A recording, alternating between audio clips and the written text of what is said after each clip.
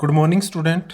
आज का हमारा टॉपिक है मल्टीप्लिकेशन ऑफ टू मैट्रिक्स कि टू मैट्रिक्स की हम मल्टीप्लाई किस तरह से करेंगे। तो हमारे पास let A and B be two matrix, the product of these two matrix are A B. तो इनका जो प्रोडक्ट होगा वो क्या होगा, ए बी होगा। तो इफ़ ए जो है उसका ऑर्डर क्या है 2 × 3, बी जो है उसका ऑर्डर क्या है 3 × 2, देन ए बी पॉसिबल। तो उनका प्रोडक्ट पॉसिबल होगा।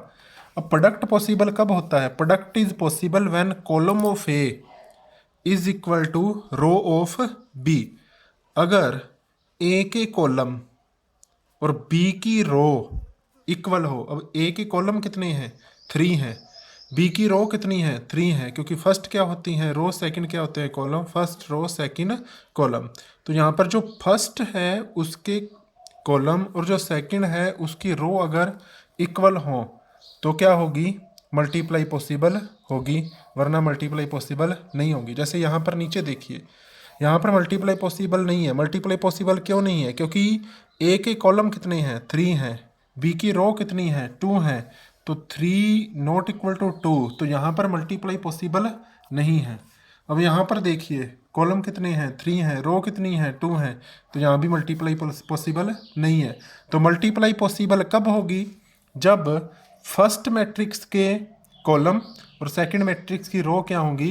इक्वल होंगी। और जो आंसर में मैट्रिक्स आएगा, ए और बी की अगर मल्टीप्लाई करें तो आंसर में क्या आएगा? ए बी आएगा। तो जो आंसर में मैट्रिक्स आएगा उसका ऑर्डर हमको पहले ही पता चल जाएगा, मल्टीप्लाई करने से पहले पता चल जाएगा। उसका ऑर्डर क्या होगा? 2 × 2 होगा। तो ये था कि मल्टीप्लाई पॉसिबल कैसे होती है। अब मल्टीप्लाई करते हैं नीचे। तो हाउ टू प्रोडक्ट, हम मल्टीप्लाई कैसे करें? जैसे ए मैंने लिया, ए किसके इक्वल है? 1 to 1, 3 to 4। तो ए का ऑर्डर क्या है? 2 × 3। बी मैंने लिया, बी क्या है? 1 2 3 1 2 1। बी का ऑर्डर क्या है? 3 × 2। अब जो फर्स्ट ए है, ए के कॉलम और बी की जो रो है वो क्या है? इक्वल है। ए के कॉलम और बी की रो क्या है? इक्वल है। तो अगर ये इक्वल है तो मल्टीप्लाई पॉसिबल है। तो मल्टीप्लाई जो होगी ए बी, वो उसका ऑर्डर क्या आएगा? 2 × 2। मैंने अभी आपको बताया है कि जो आंसर में आएगा मैट्रिक्स उसका ऑर्डर क्या होगा? 2 × 2। तो अब जो आंसर आएगा वो क्या आएगा? A B 1 1, A B 1 2, A B 2 1, A B 2 2। ये आंसर में मैट्रिक्स आएगा। अब मल्टीप्लाई आपको कैसे करनी है? अब मल्टीप्लाई जब हम करेंगे तो हम ए के फर्स्ट रो की बी के फर्स्ट कॉलम में करेंगे। ए की फर्स्ट रो क्या है? यहाँ पर लिखा है ए की फर्स्ट रो क्या है? 1 2 1। बी का फर्स्ट कॉलम क्या है? 3 1 3 2। तो फिर यहाँ पर मल्टीप्लाई करेंगे। जैसे 1 की किस में? 1 में। आंसर क्या आएगा यहाँ पर? 1। 2 की किस में? 3 में। आंसर क्या आएगा? 6। 1 की किस में? 2 में। इसी तरह से अब यहाँ से हमारे पास आंसर क्या आया? 1 + 6 + 2। आंसर क्या आ गया हमारे पास? 9 आ गया। तो मल्टीप्लाई कैसे की हमने? फर्स्ट रो की फर्स्ट कॉलम में, फिर 1 की 1 में, 1 की 2 में, 1 की 3, 2 की 3 में, 1 की 2 में। इसी तरह से अब यहाँ पर क्या है?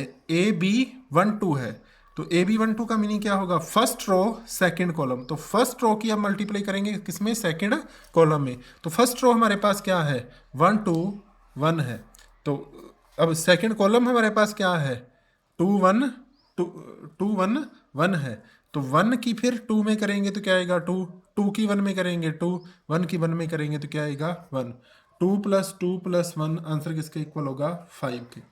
यहाँ पर क्या है? ए बी 2 1। ए बी 2 1 का मीनिंग क्या होगा? सेकंड रो और फर्स्ट कॉलम। सेकंड रो किसकी लेनी है? मैट्रिक्स ए की।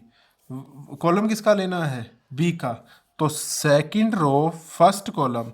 तो 1 की यहाँ पर किसमें की? 3 की किसमें की? 1 में। आंसर क्या आया? 3। 2 की 3 में 6, 4 की 2 में 8। तो क्या आएगा? 3 + 6 + 8 = 17। अब क्या रह गया? A B 2 2। तो सेकंड रो सेकंड कॉलम।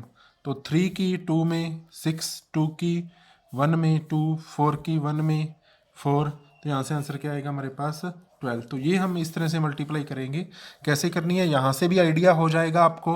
आप पहले ही क्या कर लीजिए, नया मैट्रिक्स जो है ए बी है उसका ऑर्डर लिख लीजिए 2 × 2। बीच में क्या लिखिए? A B 1 1, A B 1 2, A B 2 1, A B 2 2। यहाँ पर कौन सी एंट्री आएगी? फर्स्ट रो की फर्स्ट कॉलम में मल्टीप्लाई करने के बाद। यहाँ पर first row second column, second row first column, second row second column.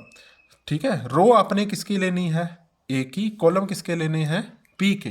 बस ये हमारे पास क्या था, मल्टीप्लाई का फॉर्मूला था। एक और एग्जांपल लेते हैं, जैसे ये है, ए क्या है 1 2 3 है, बी क्या है 3 2 1 है। ए का ऑर्डर क्या है 1 इंटू 3, रो 1 है कॉलम 3 है। बी का क्या है, रो 3 है कॉलम 1 है।